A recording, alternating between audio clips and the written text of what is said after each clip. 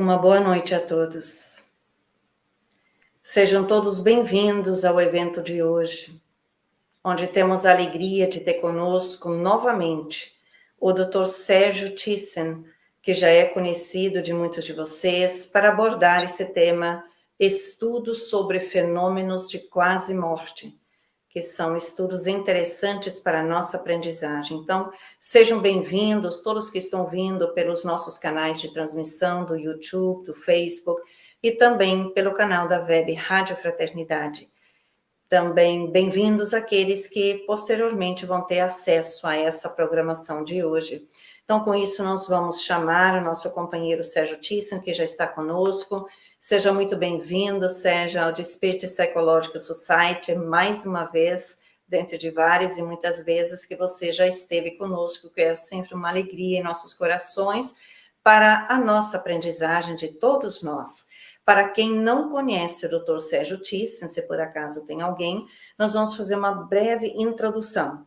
O Dr. Sérgio Thyssen é médico cardiologista, físico, especialista em física, fundador e presidente da Sociedade Espírita Reencontro Ser, em Copacabana, no Rio de Janeiro, colunista do Jornal de Estudos Psicológicos em Londres, conferencista nacional e internacional em torno de 30 países. Então, é uma alegria muito grande. Antes que nós passamos a palavra ao Sérgio, nós vamos convidar a todos para a nossa prece inicial. Todos que já estão conosco, a Célia, a Manuela, a Priscila, a Andréia e os demais que vão chegando. Vamos juntos, então, entrar em recolhimento interior para apaziguar as nossas mentes, os nossos corações. E neste momento de interiorização, acalmando-nos, buscando a nossa calma, o nosso centramento interior, como seres imortais que todos nós somos, criaturas essencialmente do bem, criadas por Deus, com amor e para amar. E assim com nossos corações em recolhimento, expressamos a nossa gratidão ao Criador, Pai de amor e misericórdia para com todos nós. Nossa gratidão a Jesus, que é o médico dos médicos, o médico de nossas almas, o guia da humanidade, o governador da terra. Gratidão por esta oportunidade iluminativa de confraternização de corações amigos, aprendizes da tua mensagem libertadora, de imortalidade.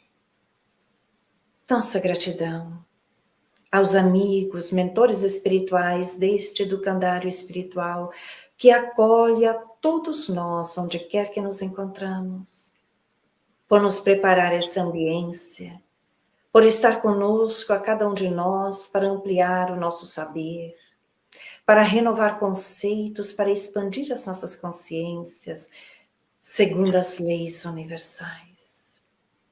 E assim com nossos corações em gratidão, com alegria, na posição de aprendizes que somos, iniciamos o nosso encontro de hoje. Que assim seja. Então, mais uma vez, Sérgio, seja muito bem-vindo. Como nós já mencionamos, o Dr. Sérgio vai estar abordando o tema estudo sobre fenômenos de quase morte. Ele estará fazendo a exposição em torno de 8 às 9 horas, mais ou menos, e depois disso ele estará aberto para perguntas que vocês poderão trazer no decorrer da fala dele, e ele então estará respondendo eventuais colocações ou dúvidas que emergem. Então, aproveito também a oportunidade para participar através dos chats e interagir conosco. E com isso, então, sem perder tempo, nós passamos a palavra a você, Sérgio. Muito obrigado, Evanise. Muito boa noite para você, muito boa noite para os amigos que estão nos acompanhando hoje. É sempre uma alegria nós podermos confraternizar em estudos que dizem respeito à doutrina espírita, para o nosso crescimento, para que tenhamos cada vez mais como que conteúdos examinados com carinho em prol do nosso aperfeiçoamento, né, que vai se dando gradativamente. Muito obrigado, viu, Evanise? E mais uma vez, parabéns pelo seu trabalho na sociedade, no Reino Unido, levando, não é, o conhecimento espírita através de muitos colaboradores para o país, para a Europa e para o mundo inteiro. Meus amigos, hoje nós vamos ver um tema que é mais um tema como que de fronteira entre algo que é muito conhecido e desenvolvido nos dias atuais, que é a fronteira entre espiritualidade e medicina.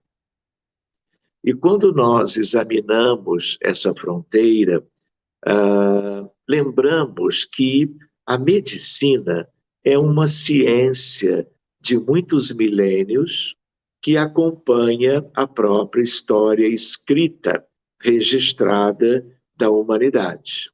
E hoje nós temos avanços extraordinários na medicina acadêmica, né?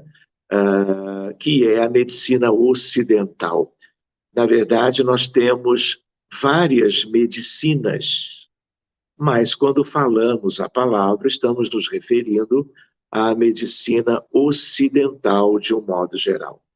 Espiritualidade hoje é ciência. Não é algo apenas, vamos dizer assim, que envolve a filosofia e a crença. Exatamente por causa desta fronteira de espiritualidade e medicina, que é a arte de curar, é que nós vemos questões hoje examinadas cientificamente. Então, só para vocês terem uma ideia, os médicos hoje que estão atualizados dentro da ciência médica abordam espiritualidade no dia a dia com os seus pacientes. Pacientes de ambulatório, de consultório, de enfermaria, de emergência, de pós-operatório e de terapia intensiva. Então, quem não aborda já é considerado um colega defasado desse avanço que nós obtivemos ao longo dos últimos anos. Na verdade, uma questão de 2 décadas. O tema de hoje é um tema que tem muito a ver com esta fronteira. Então, nós vamos ver isso. Eles são chamados, então, fenômenos de quase morte ou near-death experiences, de tal maneira que é um conhecimento relativamente novo para muitos, e nós espíritas, independentemente de sermos ou não profissionais da área da saúde, nós que somos, vamos dizer assim, tão somente interessados na doutrina espírita, vamos nos interessando por essa questão que nós vamos examinar hoje. Então, uma primeira ideia para vocês acompanharem é a ideia de que existe um paradigma que é o paradigma materialista. É um modelo de toda uma história da ciência, da medicina e da humanidade. Nós estamos adentrando um paradigma novo, que é o paradigma definitivo que envolve a espiritualidade. Mas como vocês podem ver, não é? O paradigma científico, ele sempre obteve as explicações para tudo, gradativamente. Fenômenos que, até uma certa altura, não eram bem compreendidos, a ciência avança e, em questão de meses ou anos, aquele desafio ele acaba sendo esclarecido, vencido, por causa de muitos cientistas que são muitas vezes mentes brilhantes que se debruçam sobre aquela temática e aquelas questões duvidosas são esclarecidas. Então, quando nós colocamos assim experiências que desafiam o paradigma científico, é algo como tipicamente essa fenomenologia de quase morte, né? O que a ciência sempre pensou? Que a mente humana seria produto do cérebro. Então, nós temos dentro da cabeça o encéfalo, dentro do crânio, o cérebro, que é uma estrutura extraordinária, fruto de milhões de anos de evolução biológica, aqui mesmo na Terra, claro. E aí, a ideia qual é? Quando as pessoas falam em alma, por exemplo, ou mente, ou pensamento, quem origina os pensamentos? Então, ao longo de todo este longo período da ciência e da vida acadêmica, sempre se pensou que a alma fosse, ou a mente humana, uma secreção do cérebro, um produto do cérebro. Ou seja, quando não há cérebro, portanto, antes do nascimento, não existe a alma. E quando a pessoa morre, o cérebro se degenera, não é? E aí acaba a alma, porque já não tem quem mantenha a alma na sua existência.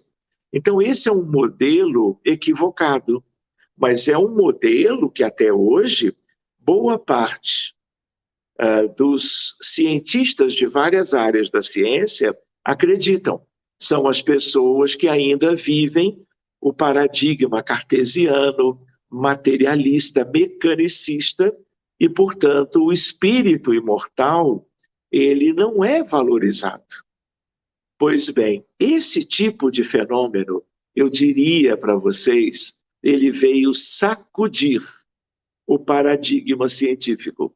O paradigma que sugeria que a mente ou a alma fossem existentes apenas enquanto houvesse a existência do cérebro humano.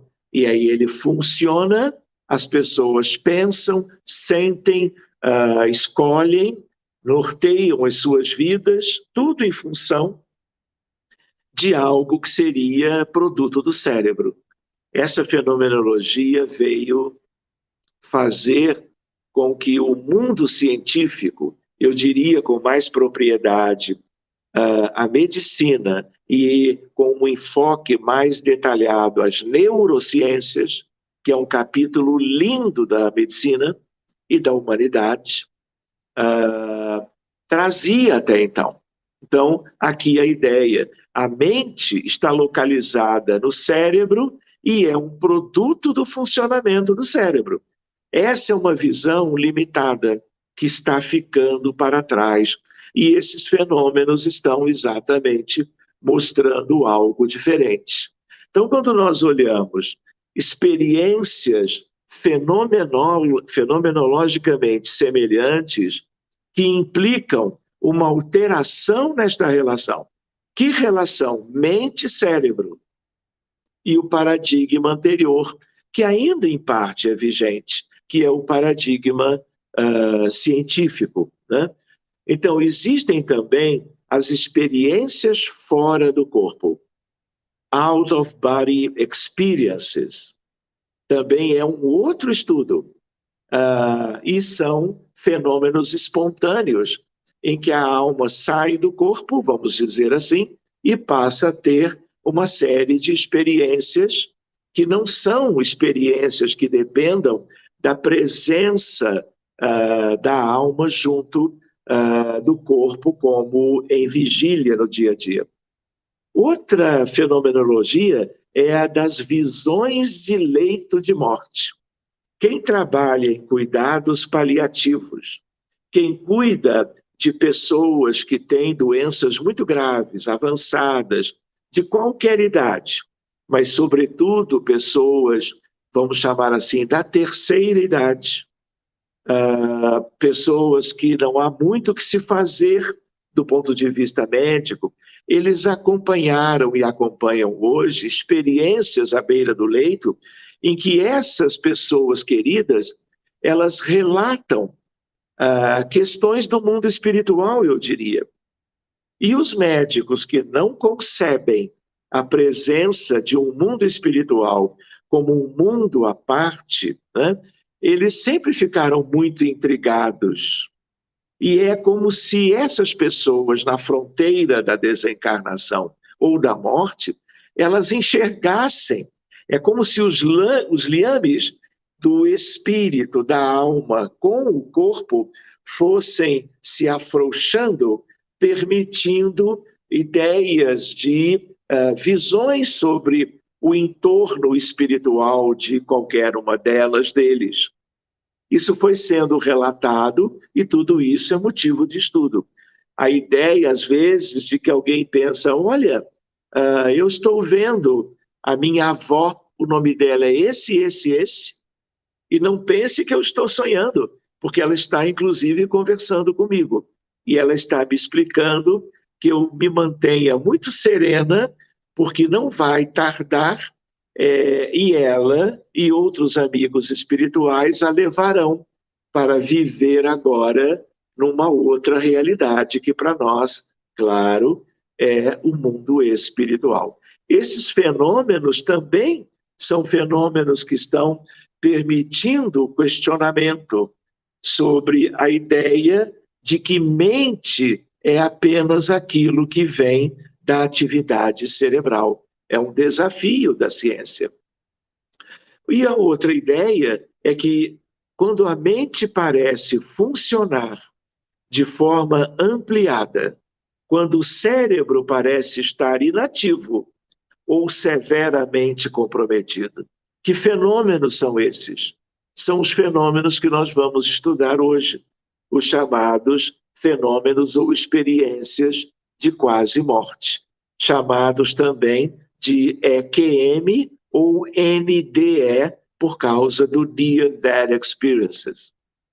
Então, reparem, é muito bonito isto, porque buscando essa visão panorâmica dos fenômenos e da realidade, é como se nós estivéssemos sendo conduzidos pelos caminhos da ciência a compreendermos melhor, enfim, a realidade humana.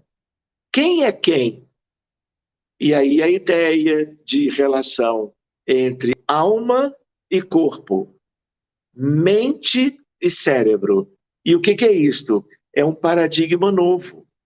Mas ele não deixa de ser um paradigma científico. Por quê? Porque tudo isso tem a ver com o desenvolvimento de algo que a metodologia científica, de primeira instância, ela corrobora. Pois bem, então reparem, o que são as EQMs? Nós poderíamos colocar assim, são experiências incomuns, vívidas, realísticas, indeléveis e muitas vezes transformadoras, que ocorrem a pessoas que estiveram fisiologicamente, psiquicamente, psicologicamente muito perto da morte, sem que ninguém pudesse dizer se morreria de verdade ou conseguiria recuperar-se. Então, essa é a ideia, uma ideia de algo inusitado, diferente de tudo, que de certa maneira sempre existiu, só que agora a medicina avançou, os médicos agora estudam certas coisas muito mais do que antes, e os fenômenos brotaram e convidaram os colegas da área, né, a escreverem sobre isto, a partir dos relatos dos seus pacientes. Então, os fenômenos de quase morte, eles podem acontecer quando há risco de vida. Por exemplo, pós-operatório, de uma cirurgia de grande porte, ou peroperatório, transoperatório, ou seja, durante uma cirurgia, uma parada cardíaca, durante o ato cirúrgico, fazendo o colega cirurgião, o anestesista, a equipe toda, largue a cirurgia e corra para fazer a reanimação cardiocirculatória. Porque se não for feito, o doente morre. E aí, se vai ou não continuar a cirurgia, depende do êxito da reanimação. Então, muitos dos casos de quase morte vieram em paradas cardíacas, dos mais diferentes tipos de cirurgias. E aí, o que aconteceu? Conseguiram reanimar esses pacientes, milhares deles. Conseguindo reanimá-los, a cirurgia foi adiante, o pós-operatório foi tranquilo, foram para os leitos para completar a recuperação num quarto de hospital qualquer, e ainda no quarto, ou numa revisão no consultório, semanas ou meses depois, as pessoas, homens, mulheres, adultos e crianças, começaram a contar o que aconteceu com eles durante a cirurgia. E é isso que nós vamos ver hoje. São esses os mais típicos exemplos de fenômenos de quase morte. Então, situações médicas ou cirúrgicas graves, do tipo parada cardíaca, coma profundo. Olhem que coisa curiosa. O paciente, aos olhos humanos, está em coma. Um coma sem nenhuma interação. Mas ele sai do coma, tem alta e conta para o médico assistente o que aconteceu quando ele ou ela estavam em coma profundo. Isso é muito desafiador, né? Depois de AVC, que é o acidente vascular encefálico, às vezes é um parto mais difícil, com uma crise hipertensiva por uma eclâmpsia, e aí acontece aquelas visões, e depois o parto acontece, a parturiente melhora e vai contar a sua história também. Às vezes é uma crise que ameaça a vida, que não é no hospital, não é durante um atendimento médico, como em acidentes de trânsito. Eletrocução é quando a pessoa tem um choque elétrico, pode ser por um raio, pode ser por um curto-circuito dentro de casa. E aí ela tem uma breve parada cardíaca. E aí o que acontece? A alma sai do corpo, essa pessoa é reanimada por um profissional de saúde ou por uma pessoa dentro de casa que conhece o que fazer, né? A recuperação, e vem a história depois. Afogamento. Pessoas que quase que morreram afogadas. Portanto, near-death experiences. Portanto, quase morreram, desencarnaram. Mas os salva-vidas, ou as pessoas da vizinhança, conseguiram salvá-la. Ela vai para o hospital, recupera de tudo, e em algum momento ela também teve o mesmo tipo de experiência, vivência, e vai ter o relato seu a respeito. Tentativas de suicídio, ou seja, procurou o suicídio, não aconteceu, mas ficou muito perto da morte, seja por enforcamento, seja pelo método escolhido. Pode haver, então, uma experiência. E justo para esses casos, vocês vão ver o que acontece, né? O que ocorre durante a experiência, ainda mais para quem tentou o suicídio, pode ter um efeito educativo, pedagógico, tão expressivo que a pessoa jamais pensará em pôr fim, termo à sua própria vida novamente. É como um subsídio terapêutico da experiência de quase morte. ou às vezes um assalto, uma tentativa de homicídio, gerando uma questão médica muito séria, né? E que vai ter, não é, sendo a vida poupada, como haver o relato lá adiante. Muito bem, sem risco de vida, e aí nós chamamos NDE, Near Death Experience Like, é como se fosse, mas não é tão típico como naqueles casos anteriores. Então, por exemplo, com iminência esperada, por exemplo, uma ameaça de um acidente, vai bater, vou morrer. A crise é tão intensa que acontece, às vezes, esse tipo de lembrança depois. Crises pessoais graves, depressão acentuada, situações de experiências também fora do corpo, meditação, isolamento em prisões, por exemplo, isolamento em montanhas, né? E EQMs espontâneos, sem aparentes fatores desencadeantes.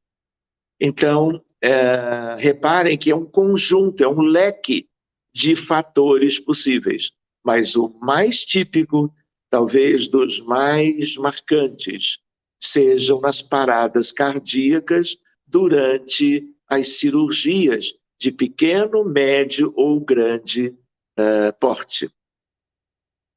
Muito bem. Reparem isto aqui, meus amigos.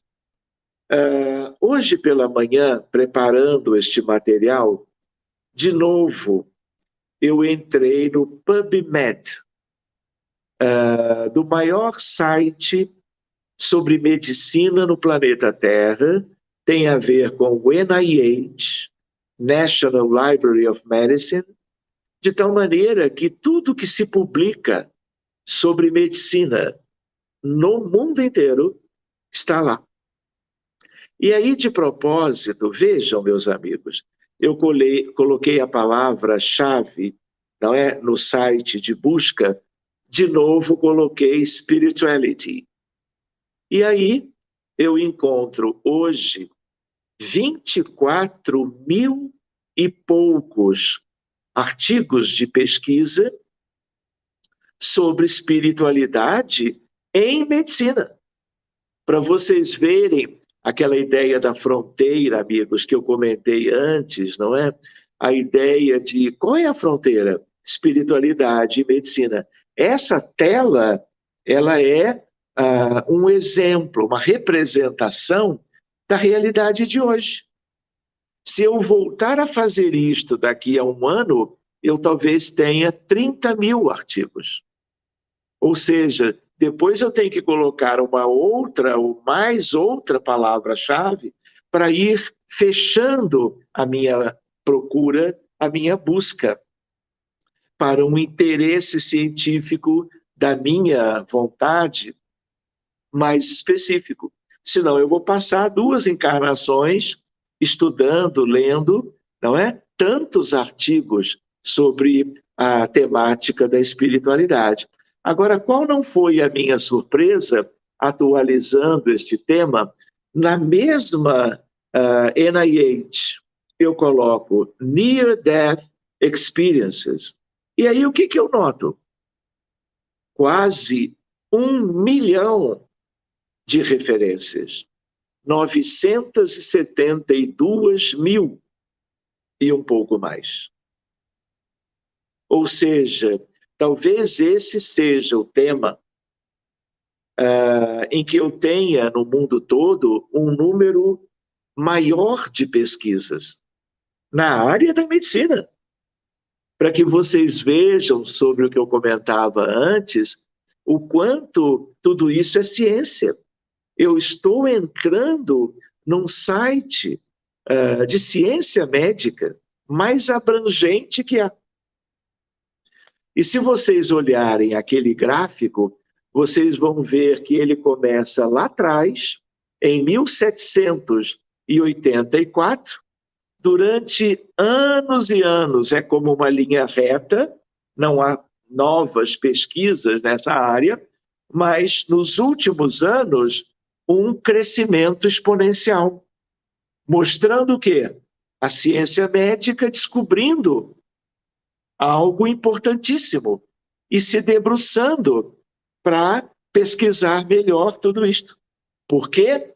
Porque nós estamos trabalhando hoje, nós todos aqui juntos, com uma temática reveladora do paradigma espiritualista na sua fronteira palpável, objetiva com a medicina. Por isso que colegas do mundo inteiro estão se debruçando sobre isto e realizando pesquisas, publicando-as no dia a dia. Por isso esse somatório. Muito bem, vamos adiante. Aqui, meus amigos, eu costumo dizer que a melhor revista médica da Europa, ela é inglesa, chama-se The Lancet. Por exemplo, agora, durante a pandemia, 2 anos e alguns meses, inúmeros artigos importantes foram publicados para o mundo inteiro conhecer sobre mecanismos de ação do vírus, sobre imunização, sobre vacinas, sobre estatísticas em relação à epidemiologia sobre a Covid-19. Então, quem não conhecia o The Lancet, mesmo o público leigo, passou a conhecer. E desde entrando na universidade, essa é uma das revistas mais importantes do mundo. É esta, o The Lancet, na Inglaterra, e o The New England Journal of Medicine, que é publicado numa cidade perto de Boston, em Massachusetts, nos Estados Unidos. Então, vejam que coisa boa, né? Nós vamos encontrar dezembro de 2001, há 2 décadas atrás, a experiência de um grupo da Holanda, colegas capitaneados por Pim van Lommel. O que ele fez? Em vez de fazer um estudo retrospectivo, olha, vamos olhar para trás e vamos ver o que houve sobre essa temática. Não. Ele fez aquilo que é mais moderno e definitivo em pesquisa médica, o estudo prospectivo e não retrospectivo. E aí ele juntou todos os grandes hospitais do Reino Unido. Olha, daqui para frente, toda vez que houver uma cirurgia, os doentes a serem operados terão os eletrodos do eletroencefalograma, eletrocardiograma e tudo o que acontecer durante o ato cirúrgico, a partir da indução da anestesia, vai ser monitorado. Vejam que curioso, ao longo de alguns anos,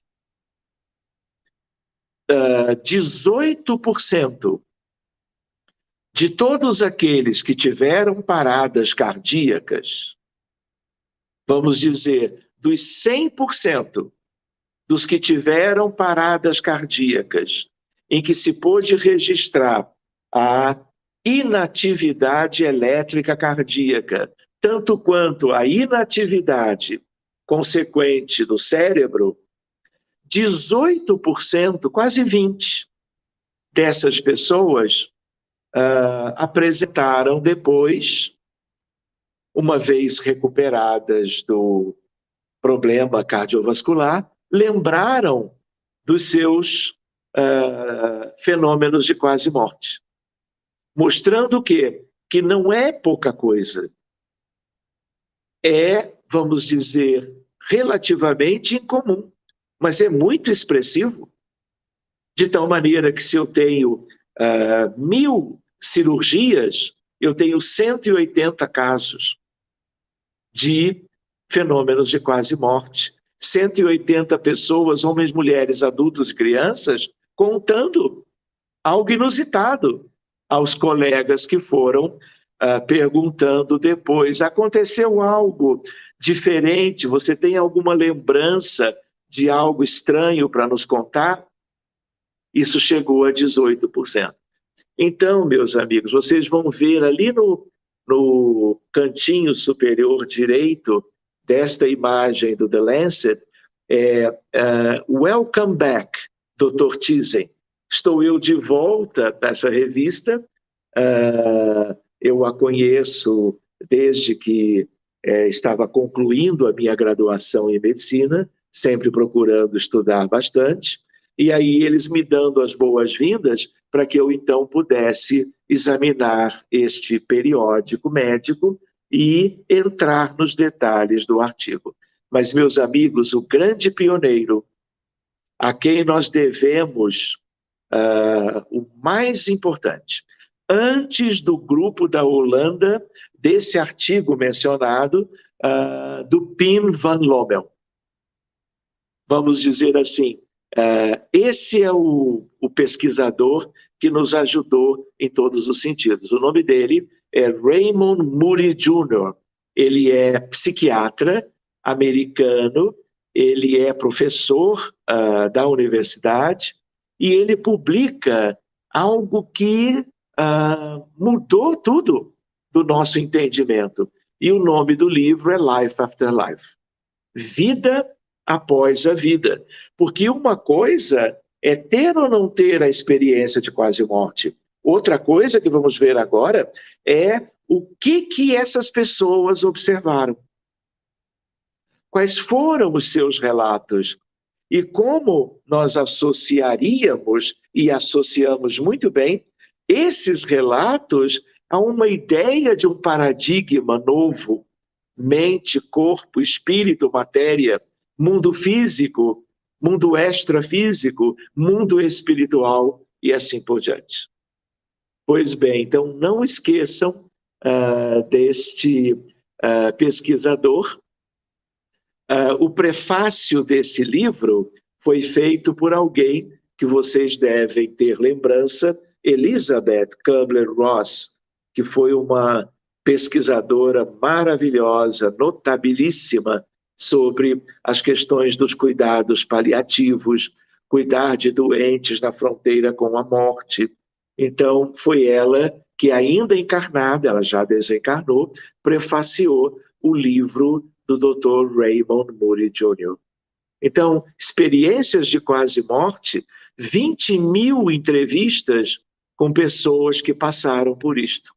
E aí, o que se viu num primeiro momento, numa primeira ideia global? 4 fases distintas relacionadas ao morrer.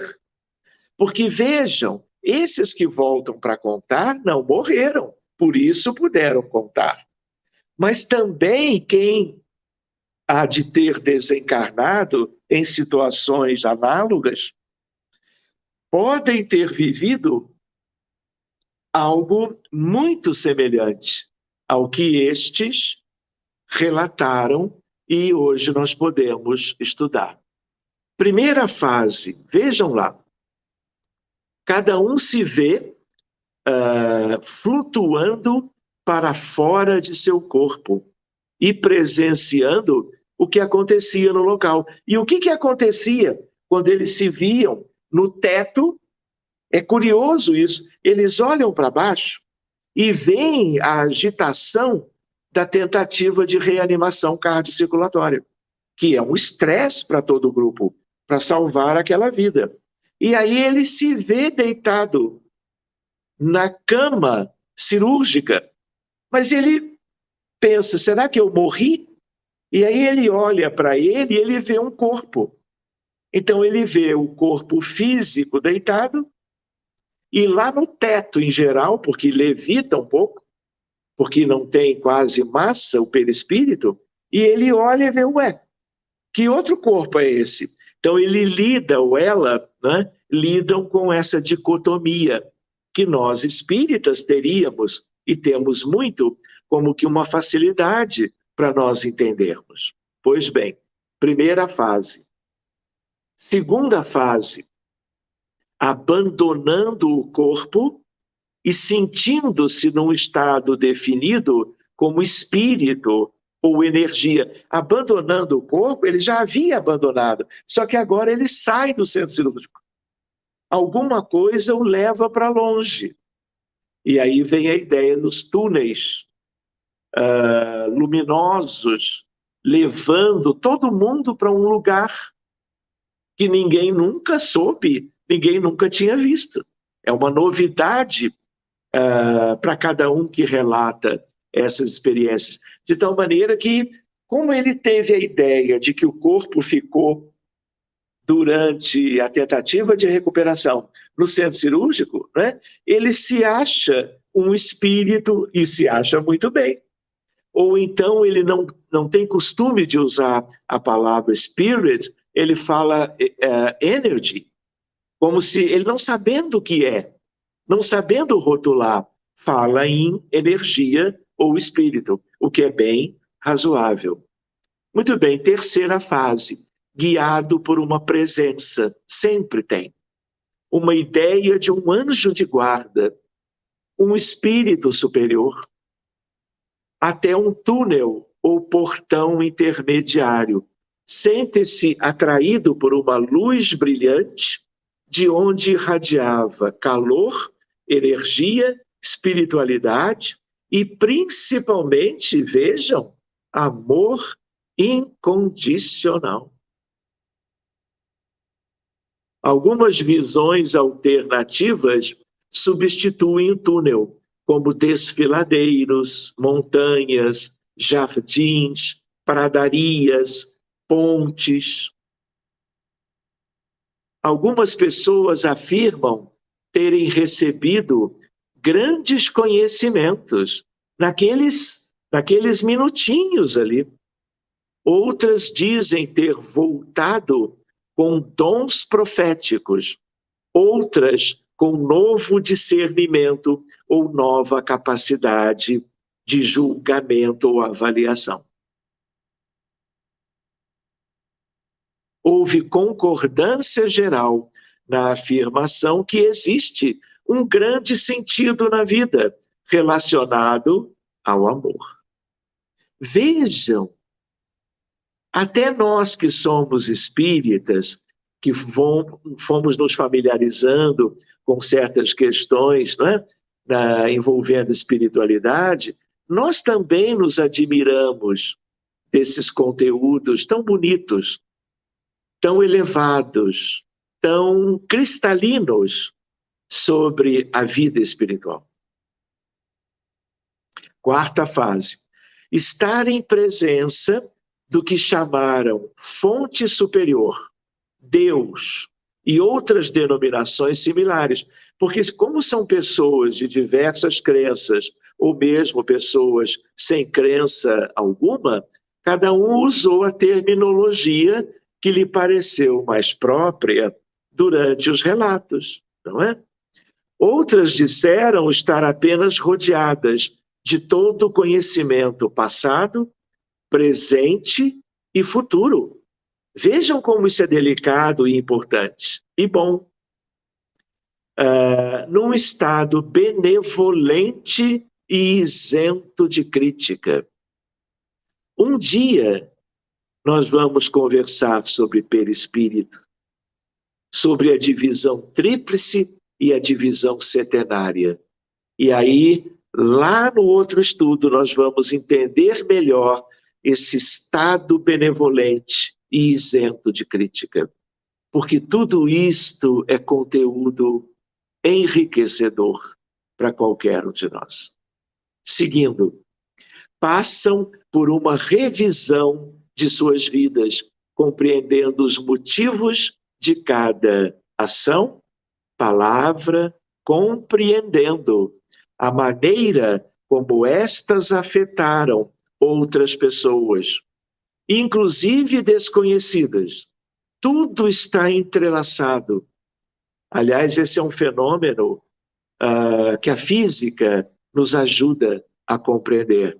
é um entrelaçamento psíquico de natureza comparável ao que nós chamamos entrelaçamento quântico. Mas nós não vamos poder aprofundar esse detalhe hoje. Quem sabe outro dia. Um efeito ondulatório das ações.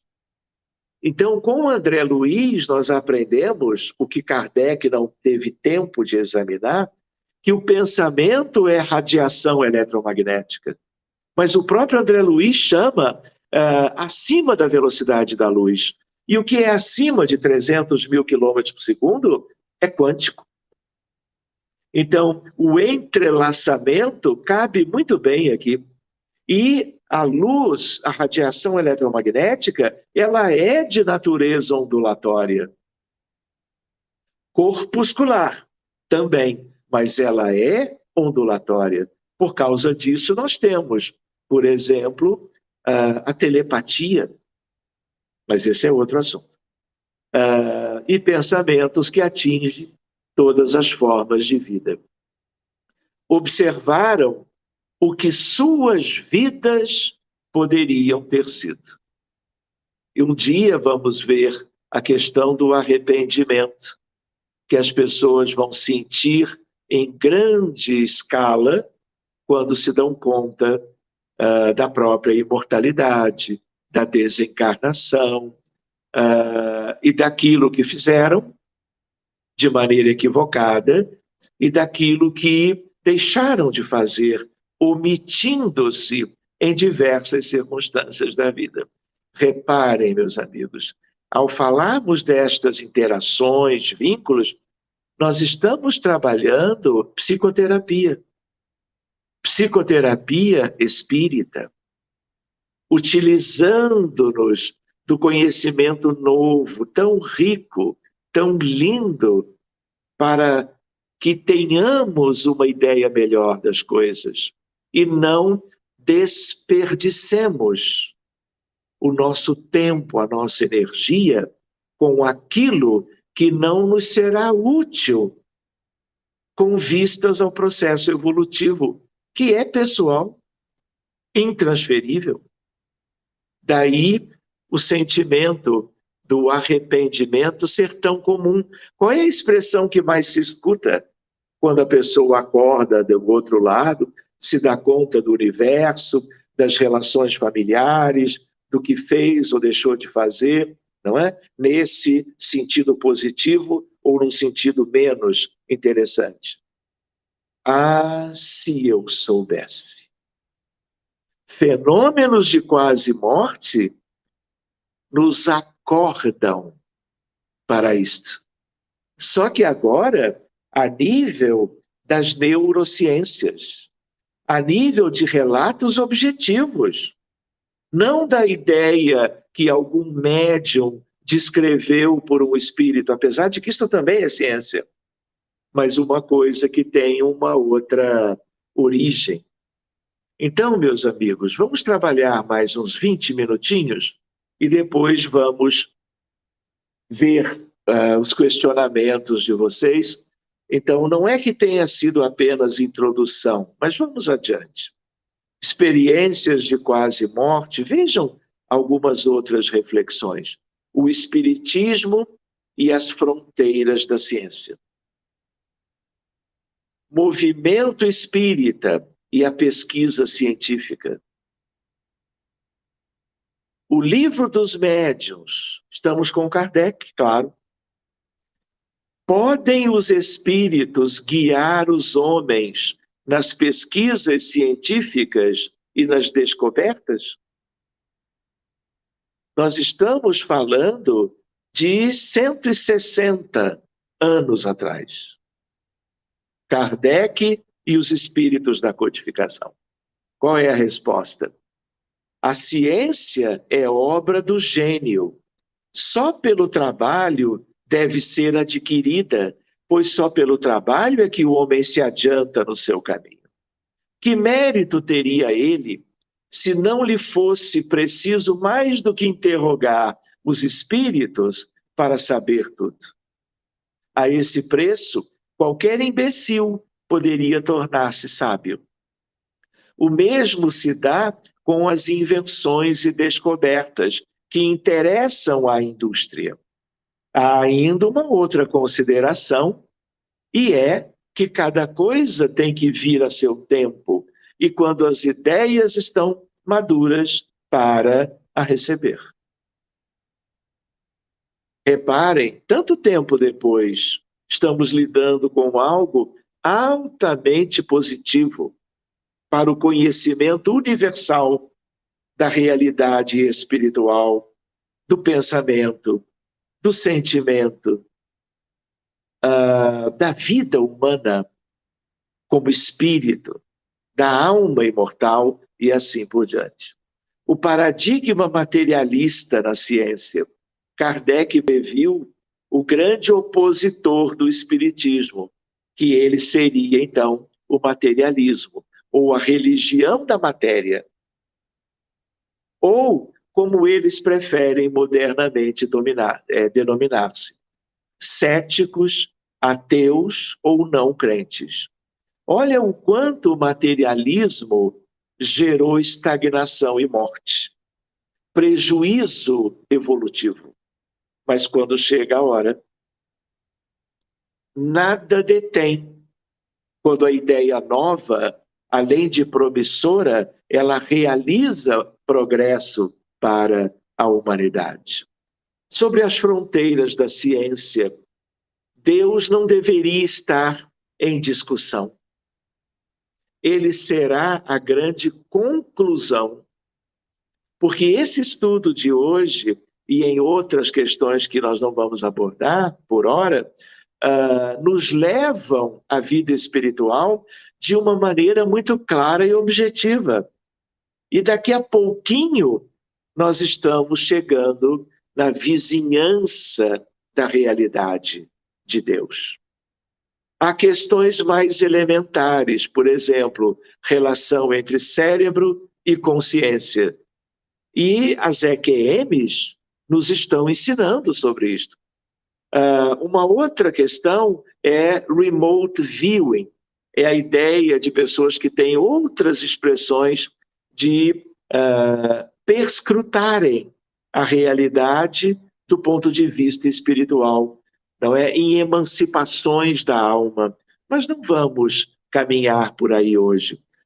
Por exemplo, em relação à sobrevivência, o estudo sério da mediunidade, a beleza da transcomunicação instrumental, a importância da fronteira da ciência quanto à evolução. E aí nós vamos ver terapias de vidas passadas, memórias de vidas passadas em crianças.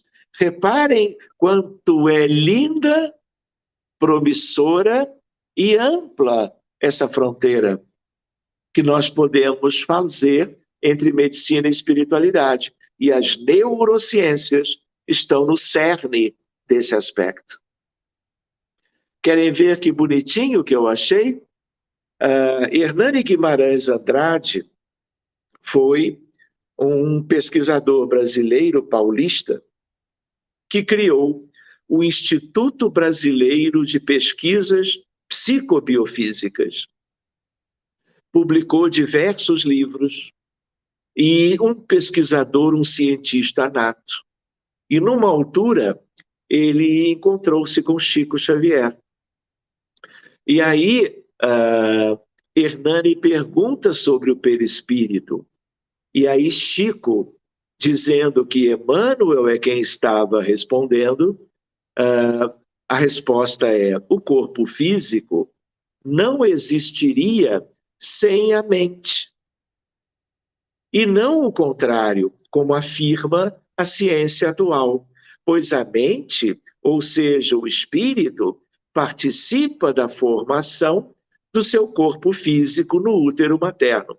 Vocês já ouviram a expressão MOB, modelo organizador da biologia, modelo organizador biológico?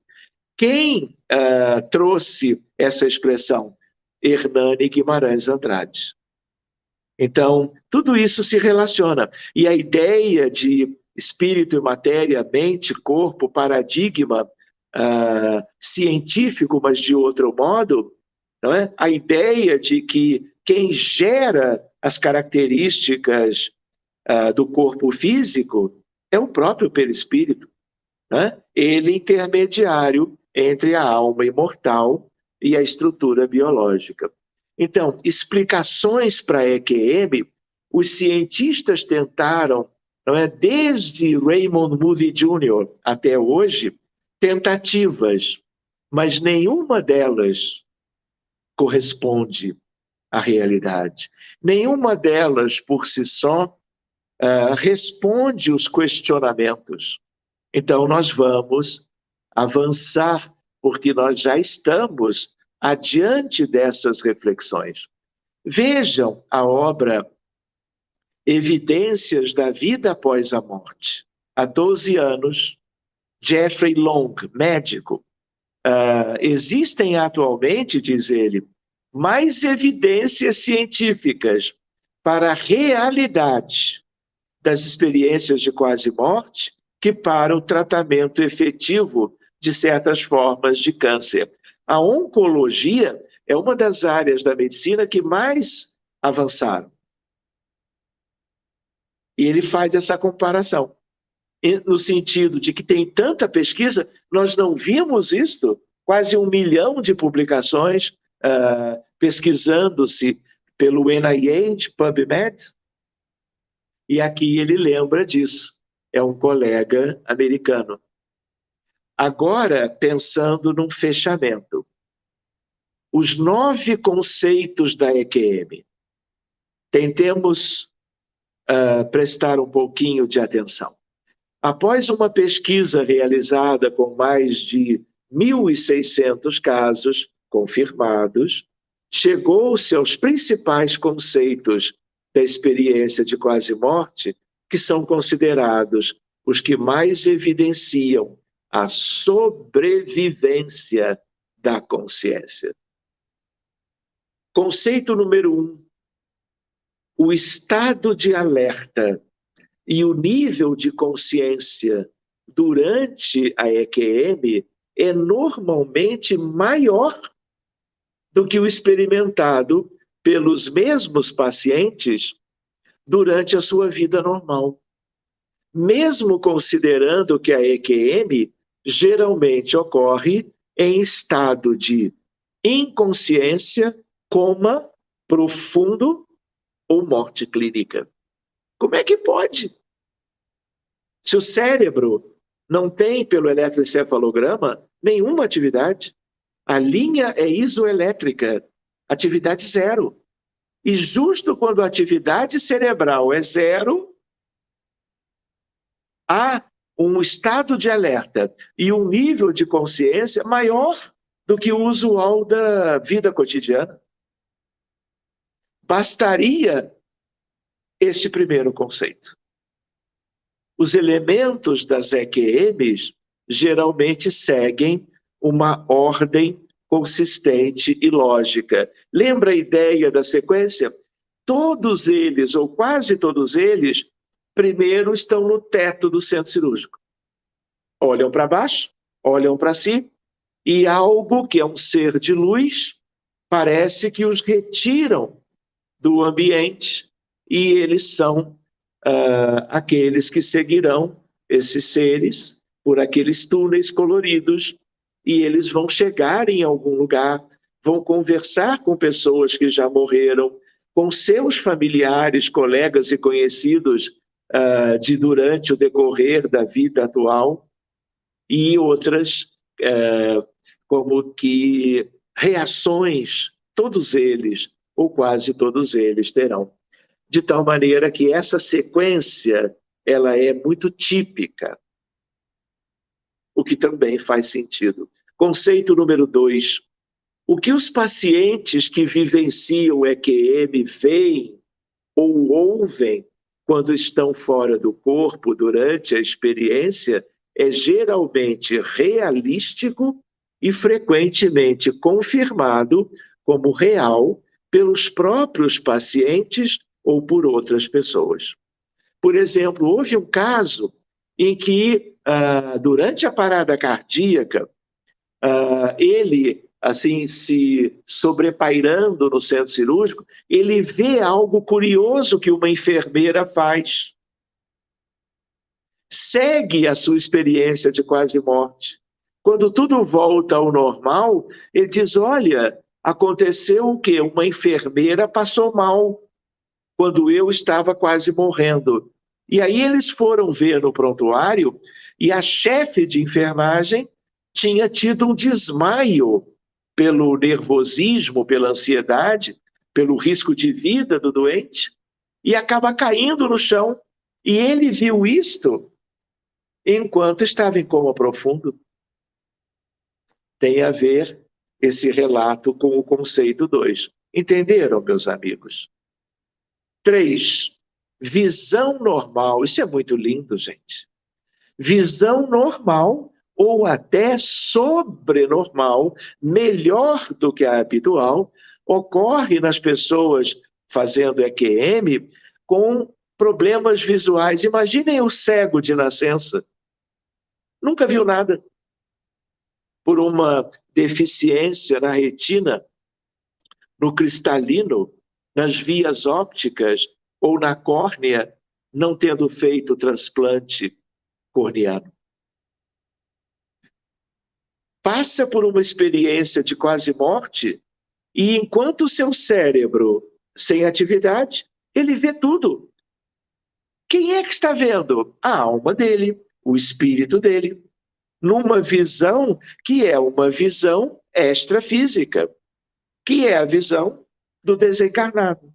O desencarnado não tem corpo físico, enxerga tudo. Por isso o nome quase morte, fronteiriço com a morte. E nessa fronteira, os cegos de nascença vêm. Vários pacientes cegos, desde o nascimento, reportam EQMs, eu coloco, muito visuais, tão visuais quanto os que sempre tiveram uma visão normal. Número 4, estamos quase terminando. Uma EQM típica ocorre sob anestesia geral, em um momento em que qualquer experiência consciente deveria ser impossível se dependesse do cérebro biológico. Então, se a pessoa está tendo uma experiência consciente plena, independente do cérebro, olha o paradigma novo. Mente independente do cérebro.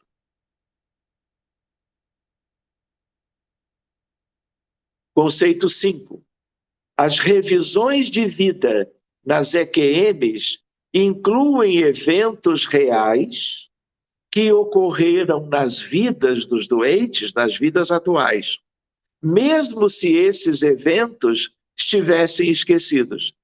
É uma revisão rápida, panorâmica, e vai gerar alegrias e tristezas, bom ânimo e arrependimento. E quando nós nos lembramos desse conceito 5, é um alerta para nós. É aquilo que advém da noção da imortalidade. Nós deixaremos um legado. Já temos feito isso ao longo de todas as reencarnações prévias. Mas os nossos erros foram muitos. E a providência divina nos fez esquecer para termos condições de recomeçarmos. Tem a ver com este item, não é? Então, reparem na memória profunda, que é uma memória inconsciente. Olha a terapia. Olha o uso do conhecimento para melhor entendimento de uma psicologia. Claro que agora uma psicologia transpessoal e não uma psicologia freudiana. Não é verdade? Esse pode ser um outro tema para mais adiante. Número 6. Quando os pacientes encontram pessoas conhecidas nesta vida, essas pessoas são quase sempre falecidas e normalmente parentes já falecidos. Ou seja, não existe a morte. E mais do que isto, por afinidade, por amor, existe o reencontro. O reencontro é inevitável, seja no campo dos afetos, tanto quanto dos desafetos. O que também é motivo de proveito para qualquer um de nós. Item 7. As EQMs, vejam, ocorridas com crianças, incluindo aquelas bem jovens, 3 a 5 anos, são incrivelmente similares às EQMs relatadas por crianças mais velhas ou adultos. O que isso sugere? O fenômeno é o mesmo, independente da idade. Por quê? Porque eu estou lidando com matrizes fenomênicas iguais entre todos os seres humanos. 8. As EQMs se parecem de forma impressionante em relatos por todo o mundo. No início eu falava de uma medicina ocidental. Agora essa fronteira espiritualidade é com as medicinas. Por isso quase 1 milhão de pesquisas sobre EQM no mundo, envolvendo o Oriente e o Ocidente. Muitas EQMs relatadas em países orientais são muito parecidas aos típicos relatos das EQMs no mundo ocidental. E era para ser assim. Não é verdade? Por último, conceito número 9, efeitos pós-EQM são comuns. Os pacientes realizam mudanças importantíssimas em suas vidas. Esses efeitos pós-EQM são terapêuticos, providenciais. Lembram da questão do suicídio?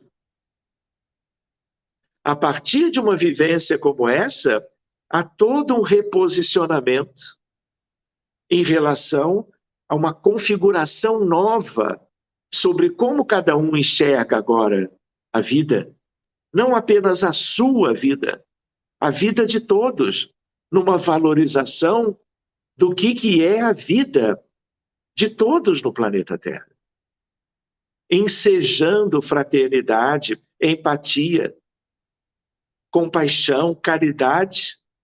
Vejam o quanto isto pode resultar em algo proveitoso para a humanidade inteira. Então, esses efeitos pós-EQM são frequentemente poderosos, duradouros, e as mudanças seguem um padrão consistente.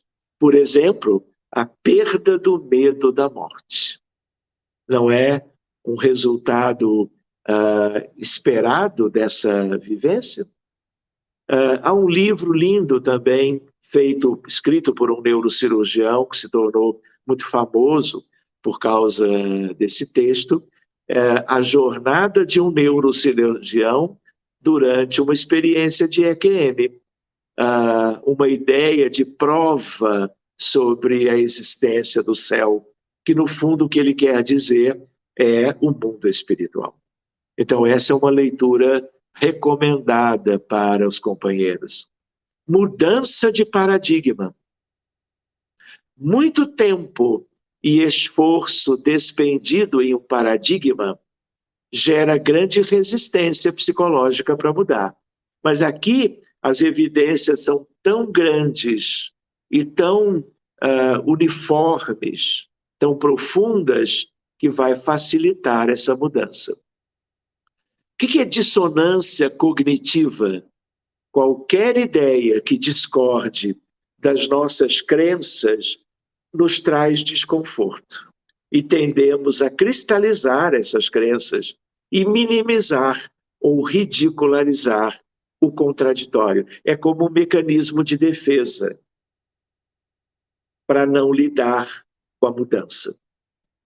Por outro lado, cientistas são mais críticos, analisando pesquisas que discordam que com as que concordam a priori. Se a ideia afeta diretamente crença ligada à nossa autoestima, tendemos a ser mais dissonantes ainda. É apenas umas breves reflexões. Por último, eu deixo aqui, meus amigos, a lista dos mais importantes pesquisadores no mundo sobre EQM. E vejam os dois que encabeçam. Raymond Moody Jr., o pioneiro, 1975 foi quando ele publicou Life After Life. E aquele da Holanda, aquele artigo do The Lancet, Pim van Lommel, um colega cardiologista, e você já tem ali a pesquisa mais importante que ele fez. Eu diria, o futuro chegou. Vários livros, best-sellers, sobre EQM, mediunidade, vários pesquisadores, e há aqui como que instituições que, ao longo do tempo, vem se dedicando a pesquisas nessa área. Então, se você já teve uma vivência de quase morte, você entra no determinado, por exemplo, Windbridge Institute, e você vai ter um espaço para relatar a tua experiência. E daqui a pouco alguém conversa com você para buscar alguns detalhes, para vocês verem como isso ampliou-se ao longo do tempo. Então, por último, eu gostaria de lembrar uma frase que é do Espírito de Verdade, 1860. Amai-vos, espíritas, amai-vos e instruí-vos. E uma ideia, né, em torno disso. Devemos sempre ter a perspectiva correta do amor em primeiro plano, para depois buscar a não menos importante, a ciência. Há um espírito numa obra monumental com quem eu aprendi uma expressão, de que todos os espíritos, filhos de Deus, em qualquer lugar do universo, não apenas da Terra, a Terra é um pontinho azul, não é verdade? Dentro do universo observável, e aí então esse espírito, nesta obra, nos diz: cada filho de Deus deve evoluir em ciência universal e em amor e bondade. Eternamente.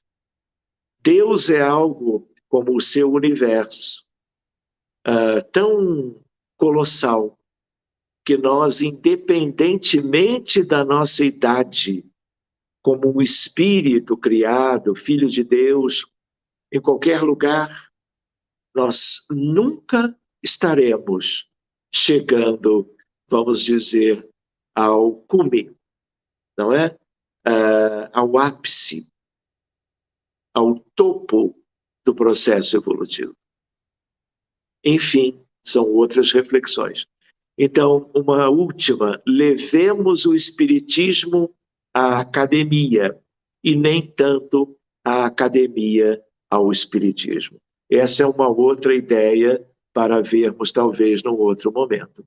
E por último, a ideia de quase morte e metanoia. Essa é uma palavrinha que anda por aí. E metanoia é transformação, é ressignificação, é mudança de atitude, de compreensão. Cuidem desta palavra, ela vai nos acompanhar, e eu gostaria de lembrar. O que é metanoia? Mudança essencial de pensamento ou de caráter. Transformação espiritual. E as experiências de quase morte são uma ferramenta no sentido desta transformação útil quanto ao nosso entendimento sobre Deus, sobre a vida, sobre a realidade e assim por diante. Então, meus amigos, muito obrigado por nos acompanharem nesta, como que, etapa de estudo neste domingo, que possamos nos encontrar outras vezes. Uma gratidão imensa a todos vocês e me coloco à disposição para alguns questionamentos, esclarecimentos que vocês gostariam de formular. Gratidão. Eu tenho uma pergunta, eu vou apresentar a você, Sérgio. Quando você estava falando, me ocorreu o seguinte: as experiências de quase morte têm correlação com o fenômeno da emancipação da alma? Claro que tem. Porque, na verdade, essa expressão, né, Evanice, que nós estudamos no Livro dos Médiuns, já no Livro dos Espíritos e no Livro dos Médiuns também, ali nós vamos ver catalepsia, letargia, sonambulismo, dupla vista, não é? Todos eles são fenômenos que só são possíveis dentro de uma classificação de mais de 1,5 século atrás com Kardec, né? A partir da saída da alma do corpo, não é? E aqui as EQMs, né, Evanise, elas obrigatoriamente se referem a saídas muito plenas das almas daqueles que viveram essas experiências em relação aos seus corpos. Quer ver uma coisa curiosa, inclusive, Evanise? Tudo começa no centro cirúrgico quando, durante a anestesia, em algum momento, às vezes a barriga do paciente já está aberta, o tórax, a cirurgia já pela metade, e aí o coração para. Quando o coração para, ele não bombeia mais sangue oxigenado para o cérebro. Então, primeiro ocorre a parada cardíaca, a inatividade mecânica cardíaca, e aí o cérebro sem oxigênio, em 1 minuto ele não funciona mais. Ele não gera pelos neurônios nenhuma atividade. E aí o que acontece? Como o cérebro está completamente inativo, o que isso significa para a estrutura? Olha, morreu. E aí a alma sai. Ela não consegue ficar presa, no bom sentido, acoplada, como em vigília no dia a dia, a alma ao corpo. E aí ela sai e vai vivendo aquelas etapas sucessivas. O que é curioso, um outro aspecto que eu não comentei, é que depois que há alguns minutinhos de vivências, até reencontros de afetos, por exemplo, trocas de pensamentos, abraços, sentimentos, é uma satisfação tão grande estar do outro lado, com aquelas vivências relacionadas a afinidades e amores, que a pessoa não quer voltar. Entendem? Ela se sente tão bem numa ideia de plenitude, vou voltar para quê? Para me submeter de novo a problemas, dificuldades e assim por diante. E aí, quando ela pensa desse jeito, nem todos pensam. Por quê? Porque nós também temos responsabilidades, compromissos e amores do lado de cá. Então, alguns ficam como que indecisos. Mas, muitas vezes, para aqueles que querem permanecer no mundo espiritual, na companhia daqueles bons espíritos, aquele ser de luz que monitora tudo, é ele no controle. Pode ser o anjo de guarda daquele paciente, daquela pessoa ou não. E aí ele diz, a sua hora não chegou. Pode tratar de voltar. Quem volta com o paciente para perto do corpo é o ser de luz, porque é tudo seguro. Porque se for hora para desencarnar, pronto. Aí já não vai voltar para contar aquela sua história. E aí o que acontece? Quando o ser de luz quer, ele é imediatamente trazido de volta e, muito curioso, o coração volta a bater. E aí todo mundo fica alegre, voltou, faça essa medicação, mas essa, para estabilizar, mas o coração volta a bater, não precisa continuar a massagem cardíaca interna ou externa, e a pessoa segue a cirurgia. Vai ter alta pós-operatório e vai contar a sua história. O que nós não sabemos? Vejam que interessante isso. É o coração que volta a bater, cumprindo o planejamento reencarnatório e o oxigênio chegando ao cérebro puxa de volta o dono ou a dona daquele corpo, ou é uma ação decidida no mundo espiritual, olha, tens que voltar. E no que há essa ordem, ele é trazido de volta e a proximidade de volta com o corpo traz tanta energia pelo cordão fluídico e o coração volta a bater. Ou seja, é como se eu pensasse assim, o ovo ou a galinha, quem veio primeiro? Mas não importa, até porque, Vanise, é uma questão de frações de segundo. E não tem, então, tanta importância saber quem aconteceu primeiro. Um dia, talvez saibamos, mas por agora, ainda não. Gratidão. A nossa companheira Manuela Franklin esteve presente antes que você mencionou a questão de aqueles que gostariam de permanecer no plano espiritual, justamente apontando essa questão, mas você já desenvolveu ela. Agora nós temos a presença do nosso companheiro Sérgio Emerson Amaro, que diz assim, boa noite, Sérgio. Devemos considerar o IQM como um acréscimo de misericórdia divina? Excelente a questão, viu, meu amigo? Muito obrigado por formulá-la. Eu creio que sim. Por quê? Porque nós não sabemos as nossas necessidades evolutivas, nós não conhecemos bem o nosso passado longínquo, recente. Então, na maioria das vezes, se depreende que essas vivências elas foram providenciais. E quando você usa a expressão misericórdia divina, você não viu, todos veem como a vida da pessoa muda, como a pessoa valoriza a imortalidade, valoriza sentimentos elevados, trabalha de viver a partir dali com outros modelos, outras aspirações, outras tendências.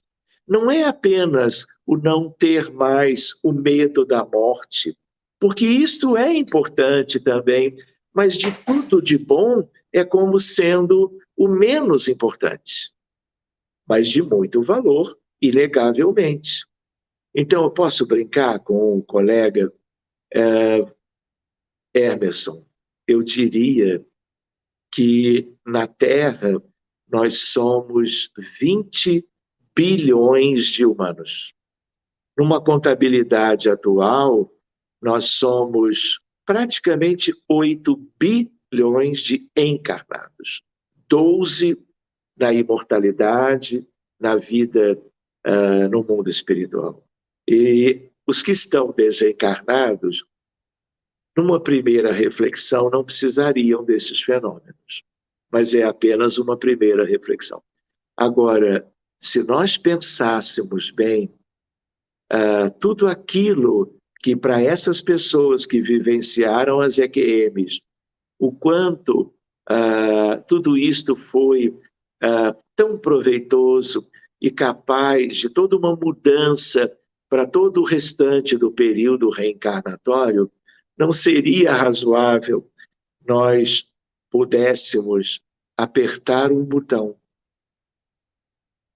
e cada um em condições de segurança, termos, por um fator desencadeante seguro, qualquer experiência de quase morte?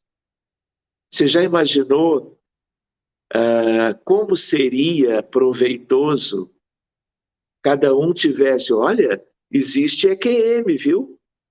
Pode programar. Um dia os médicos vão estar ao seu lado, toda uma equipe muito querida, e você vai apertar o seu botão.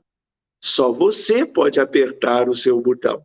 Não precisa ir para uma cirurgia eletiva ou até de emergência e viver como que inusitadamente uma EQM. Já imaginou como seria interessante pensarmos nisso? Como as pessoas iam lá no meio da encarnação, no seu transcurso, viverem essa experiência e voltarmos mais reflexivos com outras decisões no sentido de um proveito muito melhor e mais profundo das nossas existências. Quanto tempo nós ganharíamos na nossa longa caminhada evolutiva, né? Como que ganhando essa oportunidade como um mecanismo divino.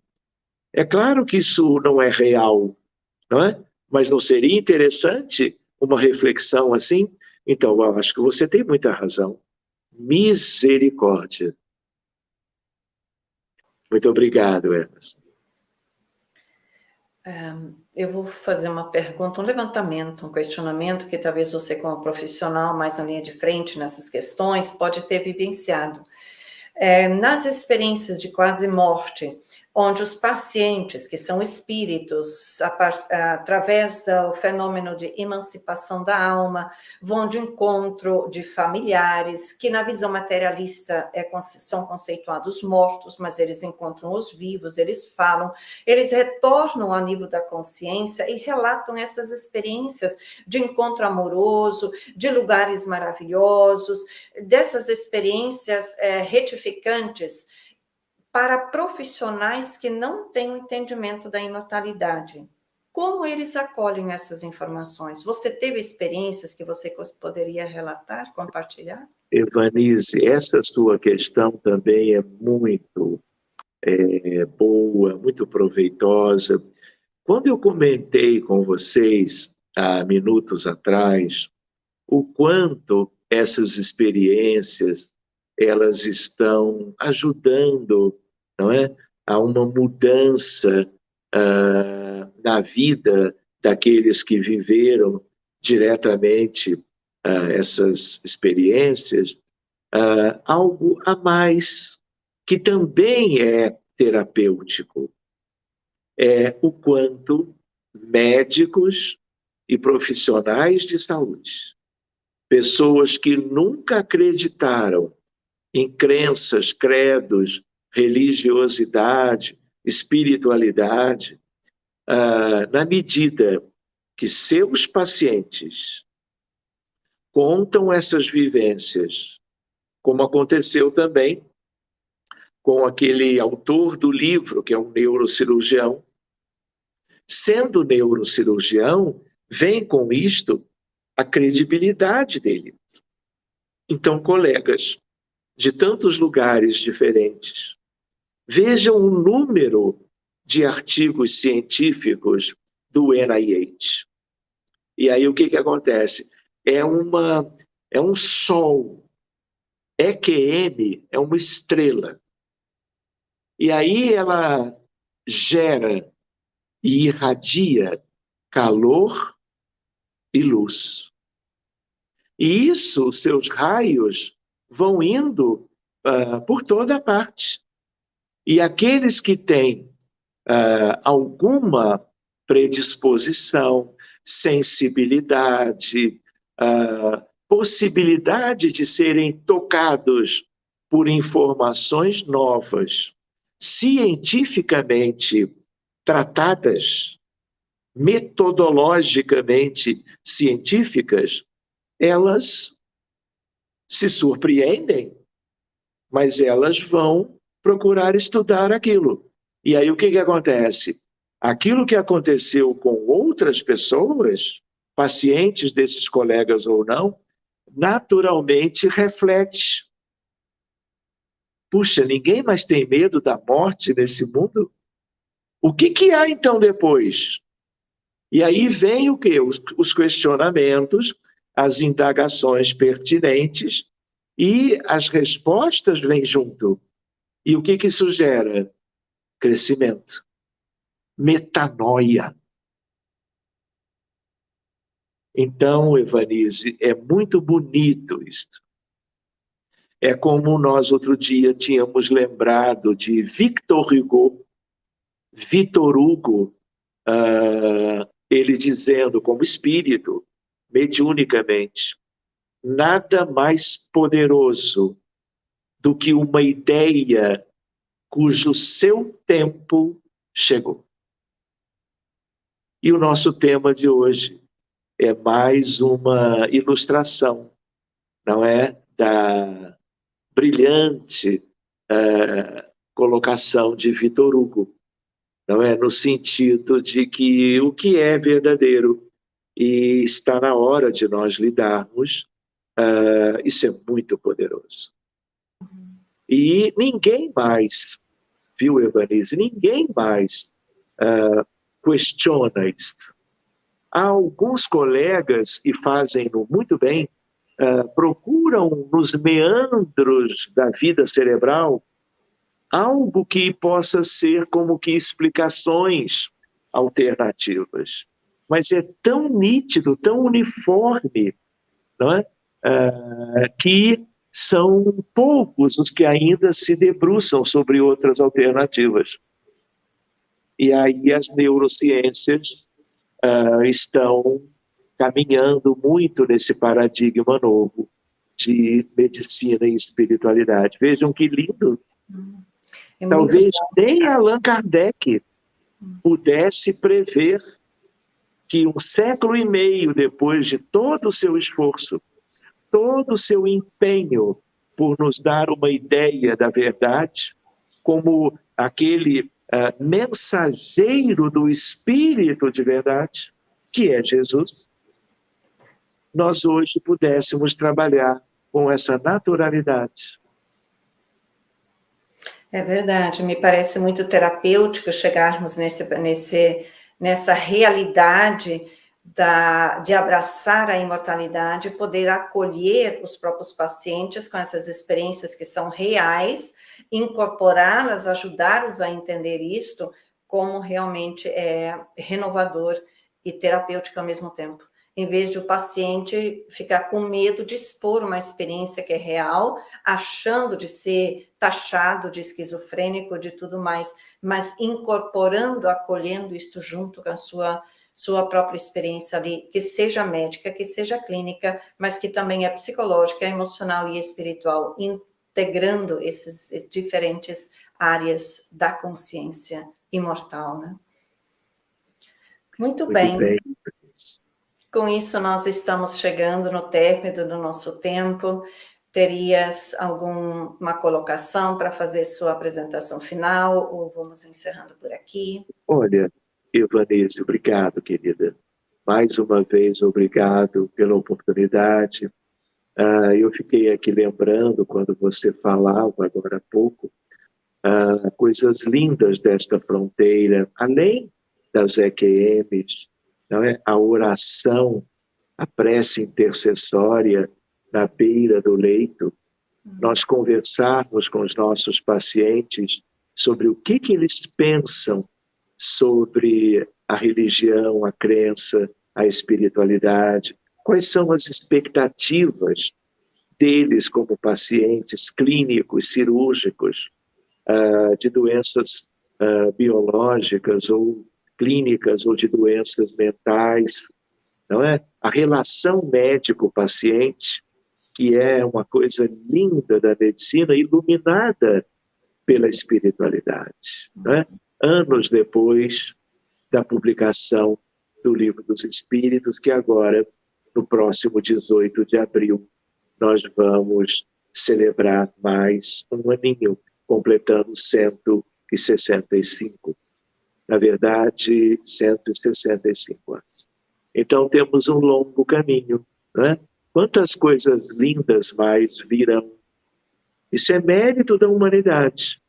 Pena, não é, Ivanise, que assim como alguns estão se debruçando para pesquisar estas coisas para a humanidade crescer, existem outros que ainda se utilizam da guerra, da violência, da insanidade durante vidas atuais, não é? Depois de milhares de anos de progresso da ciência, distanciando-se das conquistas morais e aproximando-se do sofrimento. É verdade. Ainda bem que existe a imortalidade, que é transitório, e a experiência é decorrente da escolha de cada indivíduo, não é assim? É verdade. Temos sempre o amor de Deus que acolhe a todos nós, mas é uma opção, porque temos o livre-arbítrio. Então, o conhecimento sem a ética pode temporariamente nos conduzir a essa loucura, não é? Muito bem, então, com isso estamos chegando no final. Nós temos aqui a colocação da nossa querida companheira Terezinha Tadeu, que sempre está conosco dizendo: gratidão, doutor Sérgio, como aprendemos em cada encontro com a sua palavra esclarecedora e amorosa, que a espiritualidade amiga ilumine a sua jornada. Então, com isso, estamos chegando no término e vamos encerrar com a nossa oração, que carinhosamente pedimos a você facilitar para nós, Sérgio, e convidamos a todos que estão aqui para também participar e cooperar, porque isso já somos capazes também. Então, eu passo a você. Agradecida. Muito bem, meus amigos. Vamos chegando ao fim do nosso encontro de hoje, agradecendo a Deus pela vida, pela amizade, pelo sentido de família ou parentela espiritual, que nós que estamos em lugares diferentes, nos entrelaçando como almas, como espíritos, como amigos, que nós, elevando os nossos corações a Deus e a Jesus, em gratidão por tudo, aproveitemos para suplicar-lhes a paz para a Ucrânia, para a Europa, para o mundo inteiro. Quantos países vivendo o drama da violência, da ignorância e das dificuldades decorrentes de ambas. Aqui estamos, Jesus, abraçados uns aos outros, procurando, junto aos teus pés, te solicitarmos as mais lindas providências do amor de nosso Pai para o mundo inteiro, sobretudo para aqueles que estão vivendo a necessidade de deixarem as suas pátrias, sendo acolhidos por países irmãos, mas desejando terem de volta um dia seus lares, seus familiares, seus esposos, retomando a vida pacificada de então.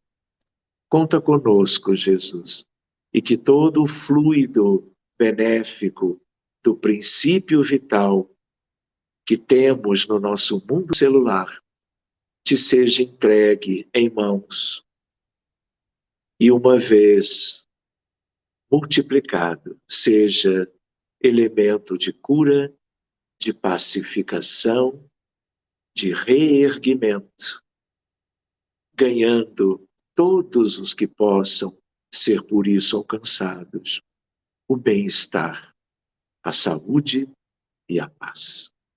Hoje, amanhã e sempre. Muito obrigado, amigos queridos. Muito obrigado, Senhor e Mestre Jesus. E dessa forma, nos despedimos, cheios de gratidão. Que assim seja. Nossas sinceras gratidões a você, Sérgio. Gratidão a todos que também estão participando conosco, por estarmos caminhando juntos. E também lembrar, só para finalizar, que nós estamos, como já foi comunicado a todos, realizando o nosso mês espírita a partir desta sexta-feira, durante o mês de abril, onde nós comemoramos realizamos o 15º mês espírita, em comemoração aos 18 anos de fundação dessa sociedade espírita. Então, sejam todos bem-vindos, a programação já foi passada, nós não vamos nos delongar aqui, mas todos aqueles que não tiverem a programação, pode buscar na nossa página do YouTube e também do Facebook, mas vai iniciar neste dia 1º de abril, nos dias vai ser sexta, então sexta-feira, todos os sábados no decorrer de abril, será às 5 horas. Nos domingos, segundas e quartas, os eventos serão às 8 horas da noite. Lembrando a todos que estão conosco do Brasil ou outros países, nós aqui em Londres estamos entrando no nosso horário de verão a partir de hoje. Então, eu sei o fuso horário do Brasil, mas não saberia de cabeça dos outros países. Do Brasil, a partir de hoje, são 4 horas. Então, 8 horas em Londres, são 4 horas no Brasil. Então, busquem a nossa programação e participem deste evento espiritual. No mais, na segunda-feira à noite, que é amanhã à noite, nós teremos o nosso estudo às 8 horas com o tema autoconhecimento e mediunidade, convidando a todos para prosseguirmos juntos. A você, Sérgio, nossa gratidão por essa presença, compartilhando o seu saber com todos nós. E eu sei que teremos outras oportunidades vindouras também. Desejamos a você, família, votos de muita paz, assim como para as famílias de todos que estiverem conosco também. E esperamos estar juntos em breves. Muita paz a todos e um bom descanso, uma boa noite. Bye, bye. See you. Bye, bye. See you.